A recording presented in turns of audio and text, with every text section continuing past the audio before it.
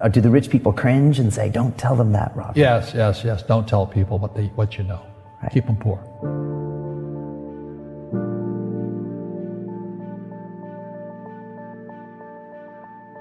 The moment I pay you, you think like an employee.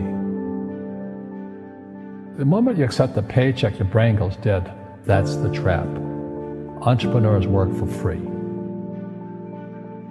As long as you're hungry, you'll think.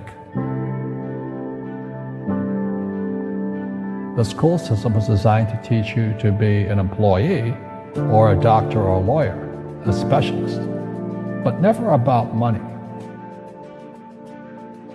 The poor will always be amongst us because it starts up here.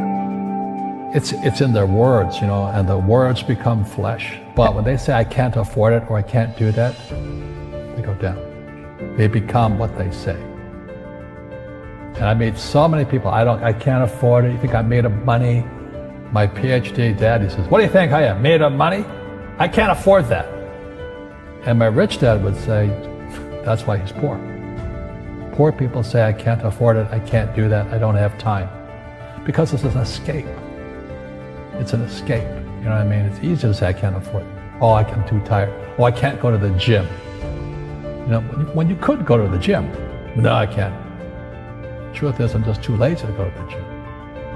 And your rich dad used to say what instead of, I can't afford it? How can I afford it? How can I do that?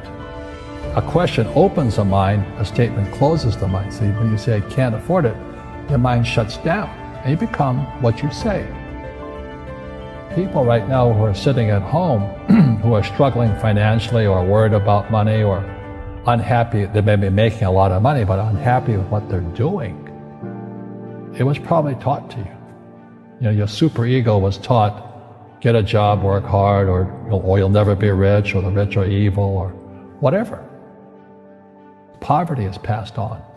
It's taught in your families. And middle class is taught in families. And until you change your mindset, Correct. Money won't help you, right? Correct. And we see that with people that win the lottery, people that make more money, they still have the same problems. Right. Because they have that poor man's soul. Correct. If you're poor, you'll always be poor.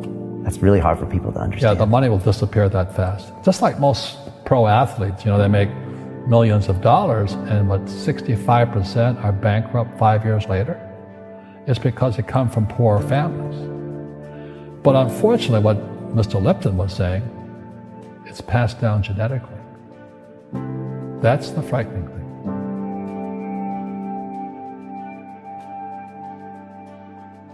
If you don't want to learn it, I can't help you. I have bad luck too. I've had financial crashes. I've had people stab me in the back, but they're all good because I grow from it. And that's spirituality. People who are afraid of making mistakes, like they teach in school, they don't ever grow. Because spirituality is there's good and there's bad, there's right and there's wrong, there's up and there's down. Most people only want to be right, they only want to be positive. Well, you can't have that, that's not reality. And the average person, the reason they're poor is they haven't failed. They play it so safe, they haven't made any mistakes like they taught in school. That means they don't learn anything. That's why the school system's actually fundamentally corrupt. It's anti-education. But the average guy is standing there, oh, I'm an A student, I'm going to do this all on myself. And a bunch of rugby players run you over, and you go, well, they're not playing fair. You're playing stupid. You should have a team. You should have accountants, attorneys, and bankers, and all that stuff. But that's not the game I want to play. I said, then don't play the game. The game of business is played with accountants, attorneys, bankers, hate to say it, politicians. You got to know the game.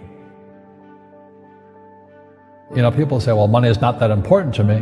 Then if money is not that important to you, money is not important to you. You know what I mean? I don't care about money. The money doesn't care about you. The word does become flesh. Or I'll never be rich. Or the favorite one is the rich are greedy. It's the poor that are greedy. If you think about it, because to be rich, you have to give something. I have to produce books and games, and I purchase real estate, I provide housing, provide jobs and all that. That's why I'm rich. But greedy people produce nothing.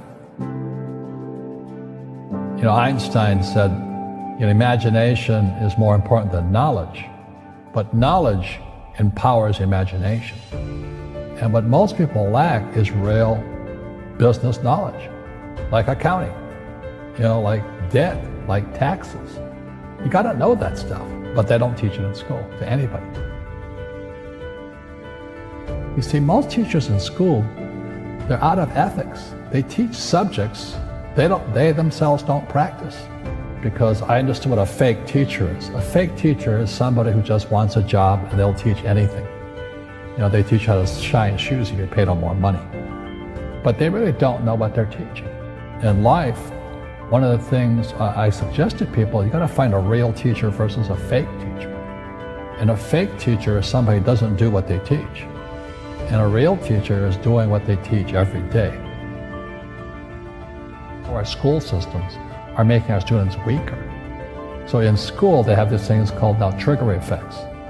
So you can't, as a teacher, you can't say anything that might upset the student. They don't want anything that might jar their point of view.